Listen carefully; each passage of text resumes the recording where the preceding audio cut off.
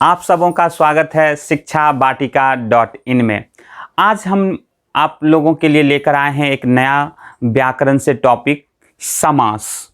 समास के अंतर्गत हम पढ़ेंगे समास के अंतर्गत आज हम पढ़ेंगे कि किस प्रकार से सीबीएसई बोर्ड कोर्स बी में समास पूछे जाते हैं और 9वीं कक्षा कोर्स ए में समास पूछे जाते हैं।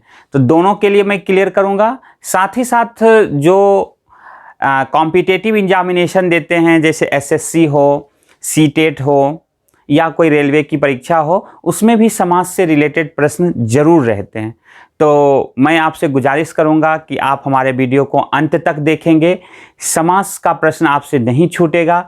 मैं कुछ ट्रिक बताऊंगा, जिस ट्रिक को आप अपने माइंड में रखेंगे और आसानी से आप समास को पहचानना सीखेंगे तथा विग्रह करना, समस्त पद करना, समास के अंतर्गत कितने भेद हैं, ये सारे बातें मैं आपको डिटेल से समझाऊंगा। तो यदि आपने हमारे चैनल को सब्सक्राइब नहीं किया होगा तो सब्सक्राइब करेंगे, जिससे कि हमारा लेटेस्ट वीडियो आप तक बहुत ही जल्द पहुंच जाएगा। और यदि हमारा चैनल आपको अच्छा लगे तो लाइक बटन ज़रूर ओके करिएगा। कोई भी किसी भी प्रकार की समस्या हो तो कमेंट बॉक्स में आप ज़रूर हमसे सवाल पूछिएगा। मैं उसका त्वरित जवाब देने का प्रयत्न करूंगा, भरसक प्रयत्न करूंगा। और आते हैं नए टॉपिक समास पर। सबसे पहले हम देखेंगे समास का परिभाषा। दो या दो से अधिक शब्दों के मेल से नए शब्द बनाने की क्रिया को समास कहते हैं। कहने का अर्थ कि दो या दो से अधिक जब हम शब्द को आपस में मिलाते हैं, जब हम दो या दो से अधिक शब्दों को आपस में ज्वाइंट करते हैं, तो एक नया शब्द का निर्माण होता है। तो ये जो बनाने की जो प्रक्रिया है, बनाने की जो क्रिया है, इसे ही हम समास कहते हैं। समास के अंतर्गत हम दो बातों पर जब सबसे ज़्यादा ध्यान देंगे कि इस विधि से बने शब्दों को समस्त पद कहते हैं। जब समस्त पद को वापस पृथक पृथक किए जाते हैं उसे विग्रह कहते हैं। यानी ध्यान देंगे कि जब हम दो या दो से अधिक शब्दों को जब हम आपस में जोड़ेंगे ना, उसे कहेंगे समस्त पद। और जो समस्त पद रहेगा उसे जब हम फिर से पृथक पृथक कर देंगे, अलग अलग कर देंगे, सेपरेट कर देंगे, उसे कहते हैं विग्रह पद।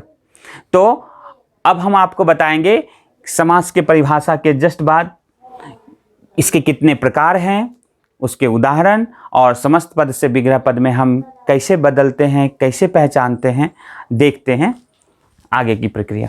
समास के मुख्यतः 6 भेद होते हैं: तत्पुरुष समास, द्विगु समास, द्वंद्व समास, कर्मधारय समास, बहुव्रीहि समास और अव्ययीभाव समास। सबसे पहले देखिए, आप पांचों जो ये 6 आपको मैंने यहाँ लिखाया है, इस 6 को आपको अच्छी तरह से रट्टा मार लेना है। तत्पुरुष समास, द्विगु समास, द्वंद्व समास, कर्मधारय समास, बहुव्रीहि समास, अव्ययीभाव समास। इसलिए कि जब प्रश्न रहेंगे तो समस्त पद या विग्रह पद रहेंगे ना, तो उसके साथ साथ आपका नाम भी लिखने के लिए पूछेगा कि आपने इसको ब्रेक किए हो या सेपरेट किए हो या ज्वाइंट कर रहे हो, तो किसके अकॉर्डिंग कर रहे हो। एक एक समास का कभी कोई 2-3 उदाहरण हो सकते हैं, एक उदाहरण 2-3 समास के अंतर्गत आ सकते हैं। तो इसीलिए नामों को भी आपको ध्यान में रखना होगा और कैटेगरीज बाय कैटेगरी आपको हम एक एक करके दिखाते हैं। तो पहला देखते हैं समास तत्पुरुष समास। जिस समास के उत्तर पद प्रधान तथा पूर्व पद गौण होते हैं उसे तत्पुरुष समास कहते हैं। अब देखिए, यहाँ पूर्व पद और उत्तर पद, उत्तर का मतलब होता है बाद और पूर्व का मतलब होता है पहले। तो देखिए, संस्कृत में एक डिफिनीशन मतलब इसका सूत्र दिया गया है कि उत्तर पद प्रधाने तत्पुरुष। आपको ज़्यादा गौण उन पर ज़्यादा ध्यान नहीं देंगे तो नो प्रॉब्लम, लेकिन ये ध्यान में रखेंगे कि जो उत्तर पद है, यानी जो बाद वाला जो पद है, उसका उसमें ज़्यादा वैल्यू रहता है। कहने का मेरा ये अर्थ कि उदाहरण में देखेंगे कि देखिए, आपको 2 पार्ट दिखेगा, एक है राजा और एक है पुत्र। देखिए, इसे जो राजा जो है ये है आपका पूर्व पद और ये जो पुत्र है ये है आपका उत्तर पद। तो यहाँ देखिए, पुत्र के अकॉर्डिंग देखिए, राजा की पुत्री यदि होता, तो देखिए यहाँ पुत्री यदि स्त्रीलिंग शब्द है तो यहाँ की हो जाता। तो किसका प्रधानता है? पुत्र का, यानी उत्तर पद का। राजा से कोई देखिए मतलब ये नहीं कि ये पुल्लिंग है, पुल्लिंग है तो है, लेकिन देखिए ये पुल्लिंग है तो का, स्त्रीलिंग है तो की, राजा की पुत्री। तो इसका मतलब है कि सेकेंड वाला जो पार्ट है इसको कहते हैं उत्तर पद और पहले वाले को कहते हैं पूर्व पद। तो प्रधानता किसकी होगी? उत्तर पद का, यानी फर्स्ट वाले पद का कोई वैल्यू नहीं है। यहाँ लड़का हो, लड़की हो, स्त्रीलिंग हो, पुल्लिंग हो, उससे कोई इफेक्ट नहीं होगा। इफेक्टेड कहाँ होगा? तो जाके आपका उत्तर पद में। तो ये वाला जो आप देख रहे हैं रसोई के लिए घर, रसोई देख रहे हैं, रसोई और एक है घर, तो ये है आपका उत्तर पद और रसोई क्या है? पूर्व पद। ध्यान देंगे इस सवाल पे कि आपका जब भी जैसे पहचानने के लिए रहेगा तो देखेंगे यहाँ पर देखिए का मिल गया, के लिए मिल गया। अभी हम आपको तत्पुरुष के अंतर्गत जो 6 एग्जाम्पल है, इसके अंतर्गत जो 6 भेद है वो मैं आपको ले चलूँगा, उपभेद की ओर ले चलूँगा। अब मैं आपको तत्पुरुष के अंतर्गत जो उपभेद हैं उसकी ओर आपको मैं ले चलूँगा। तो पहले देखते हैं इसमें एक चीज़ और कि देखिए रसोई के लिए घर, देख रहे हो यहाँ पर आपका के लिए या का पुत्र ऐसा लगा रहता है, तो इसको कहते हैं विग्रह पद। इसे क्या कहते हैं? देखिए जब भी आपका रसोई के लिए घर यानी के लिए, का, पर ऐसे शब्द जब मिलेंगे तो आपका है ये विग्रह पद, यानी अलग किया हुआ, सेपरेट किया हुआ है। और दोनों को देखिए मिला के लिखा हुआ है, देखिए इसके ऊपर पूरा लाइनिंग यहाँ से यहाँ तक होनी चाहिए। इसे कहेंगे समस्त पद। समझ गए आप? ध्यान देंगे, रसोई के लिए घर विग्रह पद, रसोई घर समस्त पद। समस्त पद मतलब ज्वाइंटिंग किया हुआ, और विग्रह पद का मतलब होता है सेपरेट किया हुआ, आप अलग करेंगे। परीक्षा में जो सवाल पूछेगा इस तरह से पूछेगा, रसोई घर, इससे विग्रह करके समास का नाम बताइए, तो आप लिखेंगे रसोई के लिए घर, विग्रह पद आपका हो जाएगा रसोई के लिए घर, और कौन सा समास? तो तत्पुरुष समास। अब देखते हैं तत्पुरुष समास के उपभेद को। तत्पुरुष के उपभेद को देखते हैं। मैं उदाहरण एक एक दो करके आपको ले रहा हूँ प्रत्येक समास का या उपभेद का। आप इसे डिटेल से पढ़ने के लिए शिक्षावाटिका.in वेबसाइट पर जाएंगे, गूगल में आप सर्च करेंगे शिक्षावाटिका.in, आपको सारा डिटेल वहाँ पर लिखा हुआ मिलेगा। वहाँ ज़्यादा से ज़्यादा उदाहरण दिए गए हैं, आप प्रैक्टिस करने के लिए वहाँ से आप पढ़ सकते हैं, और समझने के लिए यहाँ इस वीडियो से आप समझ सकते हैं। तो सबसे पहले देखेंगे तत्पुरुष समास के उपभेद को। उपभेद के अंतर्गत सबसे पहले देखेंगे कर्म, दूसरा देखेंगे करण, संप्रदान और आपादान। तो मैं कहने ये चाह रहा हूं कि जिस तरह से आपने कारक पढ़ा होगा, कर्ता ने, कर्म को, करण से, संप्रदान को के लिए, आपादान से, संबंध का के की, अधिकरण में पर, उसमें आपको कर्ता का जो ने है उसे छोड़ देना है, और संबोधन का हे, अरे, अजी छोड़कर बाकी कर्म, करण, संप्रदान, आपादान और अधिकरण, इससे हम यहाँ पर रखेंगे और आपको समझाने की कोशिश करेंगे। सिंबल पे आप ध्यान देंगे। देखिए मैंने यहाँ लिख दिया है कि कर्म का सिंबल होता है को, यानी आपको मिलेगा स्वर्ग प्राप्त। तो आप लगा के देखना, स्वर्ग में प्राप्त, स्वर्ग का प्राप्त फिट नहीं हो रहा है, स्वर्ग के लिए प्राप्त सही नहीं, लेकिन देखिए स्वर्ग को प्राप्त फिट है। यानी ऑप्शनल क्वेश्चन होंगे तब तो आप आराम से पता लगा लोगे। यदि क्लास 9 में यदि ऑप्शन नहीं पूछा जाए या कॉम्पिटिटिव एग्जामिनेशन में नहीं रहे ऑप्शन, तब तो इस तरह से, लेकिन ऑप्शन रहेगा ही रहेगा। जो कॉम्पिटिटिव एग्जामिनेशन होती है वो 90% ऐसा ही होता है आपका, मतलब 4 ऑप्शन दिया हुआ रहता है, एमसीक्यू टाइप्स के क्वेश्चन होते हैं। 10 सीबीएसई कोर्स बी में भी आपका 4 मार्क्स के क्वेश्चन पूछे जाएंगे, उसमें भी आपको ऑप्शन मिलेंगे। तो ध्यान देंगे इस बात को कि यहाँ पर देखिए स्वर्ग प्राप्त, स्वर्ग को प्राप्त। करण का सिंबल है से, गुण युक्त, गुण से युक्त, गुण से युक्त। संप्रदान का सिंबल होता है को और के लिए, इसका है युद्ध भूमि, युद्ध के लिए भूमि। जैसे अभी आपको उदाहरण बताए थे, रसोई घर, रसोई के लिए घर, पाठ के लिए शाला, पाठशाला। अपादान का देखिए सिंबल है से, तो रोग मुक्त, रोग से मुक्त। तत्पुरुष के अंतर्गत पांचवा और छठा उपभेद है संबंध तत्पुरुष और अधिकरण तत्पुरुष। संबंध का देखिए सिंबल है का के की, यानी आपको का के की मिलेंगे सेपरेशन वाले वर्ड में। देखिए मैं जितने भी उदाहरण दे रहा हूं उसमें पहले मैं दे रहा हूं समस्त पद, दूसरा है विग्रह पद। पहला वाला आपका ज्वाइंटिंग है, दूसरा आपका सेपरेशन किया हुआ है। गंगा घाट, तो देखिए गंगा का घाट। दिनचर्या, दिन की चर्या। और अधिकरण का देखिए सिंबल है में पर, तो आपको में और पर मिले। देखिए युद्ध वीर, युद्ध में वीर। घुड़सवार, घोड़े पर सवार। तो इस तरह से आपका तत्पुरुष समास समाप्त हुआ। अब हम देखेंगे द्विगु समास। द्विगु समास में संस्कृत का सूत्र है संख्या पूर्वे द्विगु, यानी पूर्व पद और उत्तर पद की तो बात हम लोगों ने किया। पूर्व पद में आप देखोगे हमेशा संख्यावाची होगा, न्यूमेरिकल नंबर होगा, 2, 4, 5, 10, 20, 50। जब स्टार्टिंग में होगा आपका नंबर लिखा हुआ तो समझ जाना है कि वो है आपका द्विगु समास। देखिए यहाँ सूत्र ही आपके लिए काफ़ी है, ज़्यादा कुछ नहीं, बहुत ही अच्छा सूत्र है। संख्या पूर्वे द्विगु, यानी पूर्व में आपका क्या होगा, न्यूमेरिकल नंबर होंगे। कहने का अर्थ देखिए त्रिभुज, त्रि आपने संस्कृत में पढ़ा होगा, त्रि मतलब 3। त्रिभुज, देखिए त्रि मतलब 3, भुज मतलब भुजाएं, आर्म्स। तो 3 भुजाओं का समाहार। देखिए समाहार भी लिखा हुआ कहीं कहीं मिलेगा और कहीं कहीं समूह भी लिखा हुआ मिलेगा, तो इससे फंसना नहीं है, दोनों बात एक ही है। त्रिभुज, 3 भुजाओं का समाहार। चौराहा, चौ मतलब 4, तो 4 राह मतलब रास्ता, तो 4 राहों का समाहार। 4 रास्तों का समाहार भी लिख देंगे तो गलत नहीं होगा, समाहार की जगह समूह भी लिखेंगे तो भी सही होगा।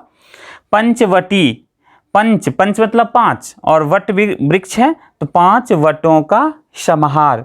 नवग्रह, नवग्रह देखिए नौ मतलब 9, ग्रह मतलब प्लैनेट, 9 ग्रहों का समाहार। गुड, तो क्या हो जाएगा 9 ग्रहों का समाहार, यानी आपका द्विगु समास। जैसे दशानन, देखिए एक एग्जाम्पल है दशानन। दशानन, 10 आनन मतलब सिर, तो आप लिख सकते हैं 10 आननों। देखिए आपको यदि मालूम नहीं है सिर तो मत फंसिए उसमें, आप डायरेक्ट लिख दीजिए 10 आननों का समाहार, 10 आननों का समाहार। तो इस प्रकार से आपका द्विगु समास समाप्त हुआ। तीसरा भेद देखते हैं द्वंद्व समास। द्वंद्व समास का संस्कृत में सूत्र देखेंगे 4 थे द्वंद्व। चौ, संस्कृत में चौ का अर्थ आपने पढ़ा होगा, चौ का अर्थ होता है और। तो आप जब भी विग्रह पद देखेंगे उसमें आपका और लगा हुआ मिलेगा। भाई और बहन, माता और पिता, न्याय और अन्याय, रात और दिन। और जो समस्त पद होंगे उसमें डैश लगा हुआ मिलेगा। और देखिए यहाँ पे लिख दिए हैं कि दोनों पद प्रधान होते हैं, इसमें पूर्व पद और उत्तर पद दोनों पद प्रधान होंगे। इस पर आप ध्यान देंगे सबसे ज़्यादा। आपको इसमें ज़्यादा से ज़्यादा एंटोनिम्स, साइनोनिम्स, पर्यायवाची शब्द, स्त्रीलिंग पुल्लिंग, ऐसे शब्द आपको ज़्यादा से ज़्यादा विपरीत शब्द भी मिल सकते हैं। भाई बहन, देखिए जेंडर में भाई और बहन, माता पिता, माता और पिता, न्याय अन्याय, न्याय और अन्याय, रात दिन, रात और दिन।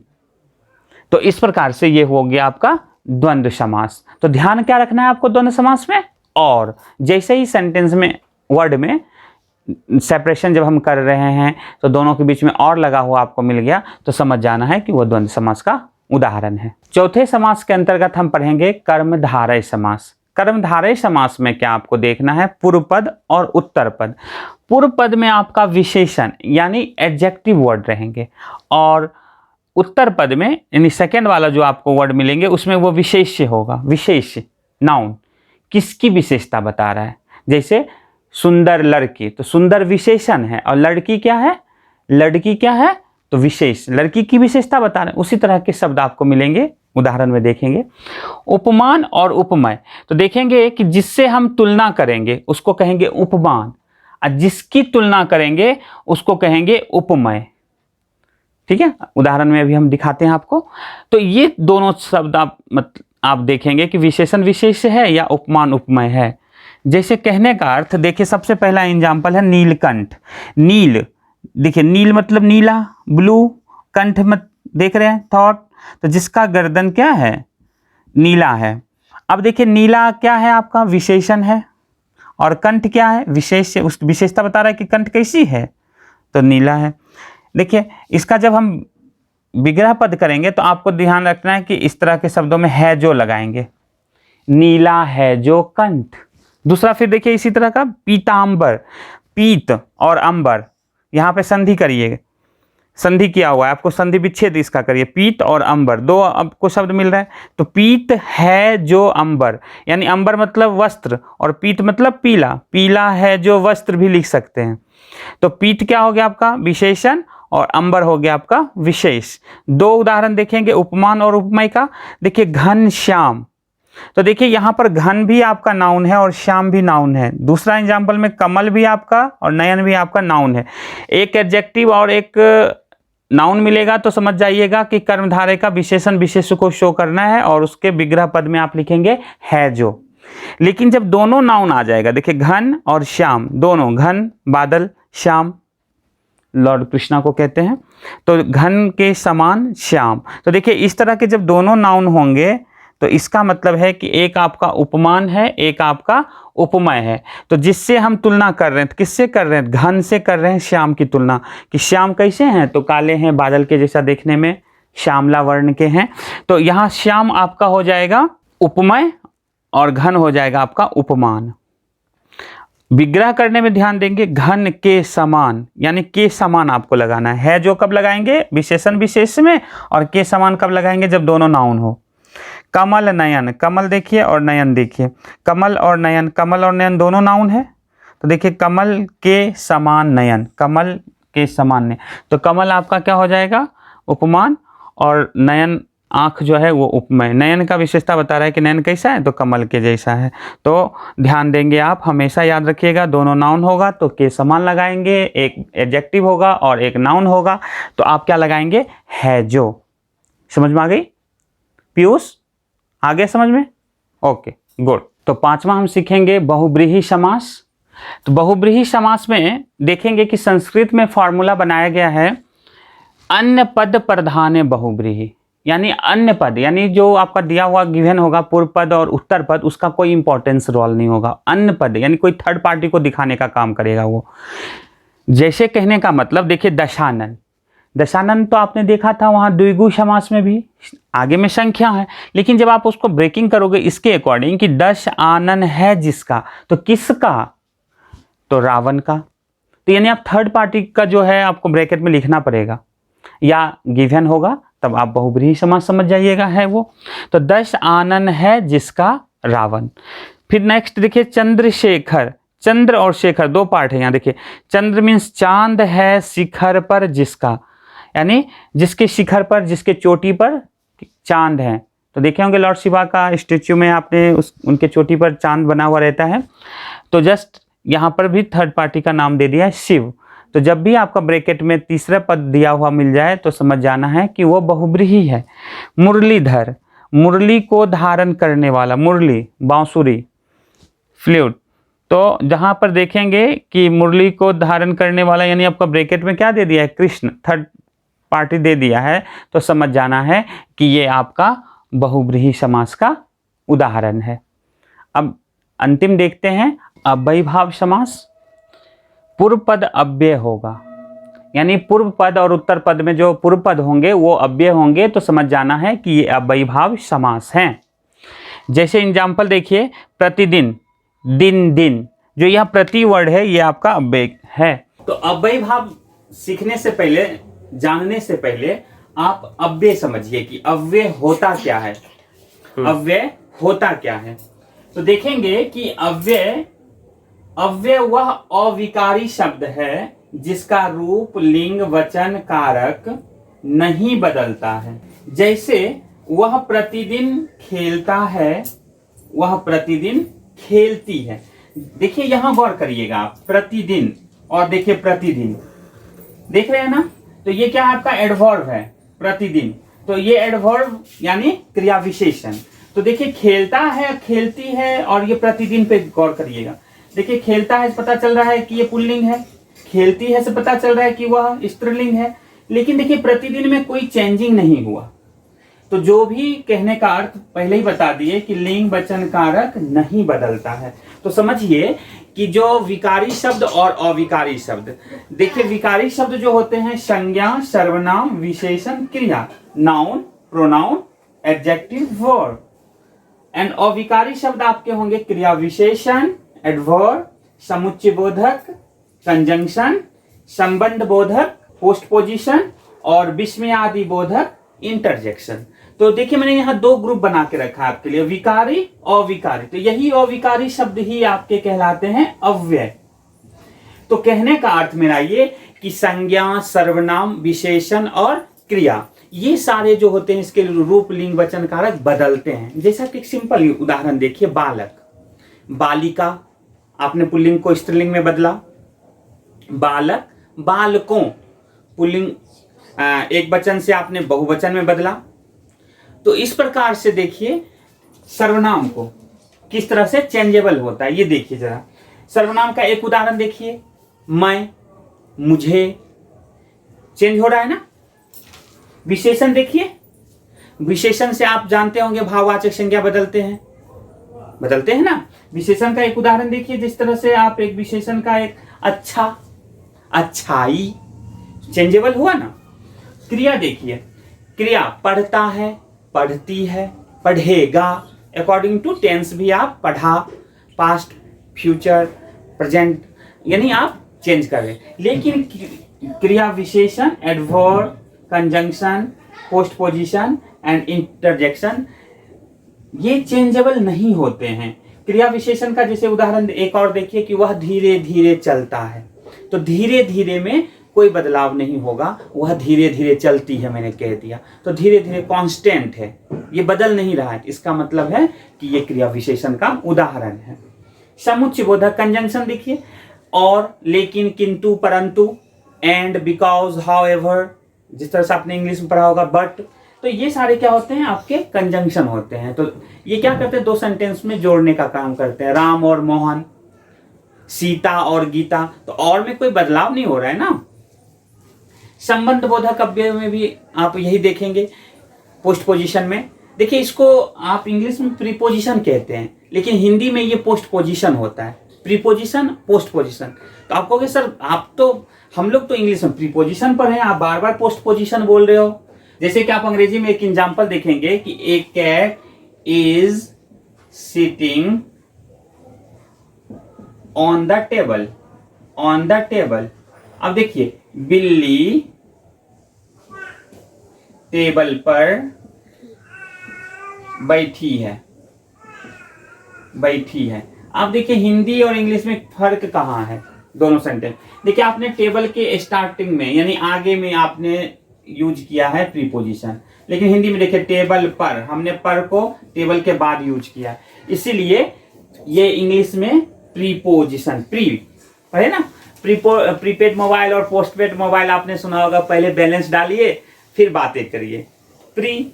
और फिर जब आप बातें करते रहते हैं बाद में बैलेंस आता है, बाद में आपका बिल आता है, तो क्या होता है, उसको कहते हैं पोस्टपेड मोबाइल। तो जस्ट यहाँ भी बाद में ही यूज कर रहे हैं, इसीलिए ये है आपका पोस्ट पोजिशन और ये है प्री पोजिशन। तो इसीलिए हम संबंध बोधक को हिंदी में पोस्ट पोजिशन कहते हैं।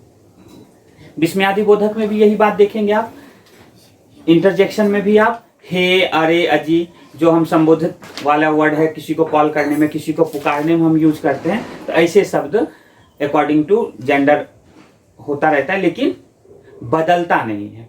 तो उसी प्रकार से आप देखेंगे अव्यय जो है किस प्रकार से अव्ययी भाव समास में प्रयोग होते हैं। तो प्रतिदिन, दिन दिन, यथाशक्ति, जितनी शक्ति हो, यथासंभव, जितना संभव हो, ऐसे शब्द आपको मिलेंगे अव्ययी भाव में।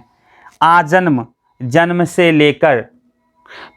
तो इस तरह से आपके समास के सारे भेद भेदों का एग्जाम्पल आपने सीखा, किस तरह से हम पहचानेंगे, किस तरह से हम उसको ब्रेक करेंगे, किस तरह से समस्त पद से बिगड़ा, बिगड़ा पद से हम समस्त पद बनाएंगे।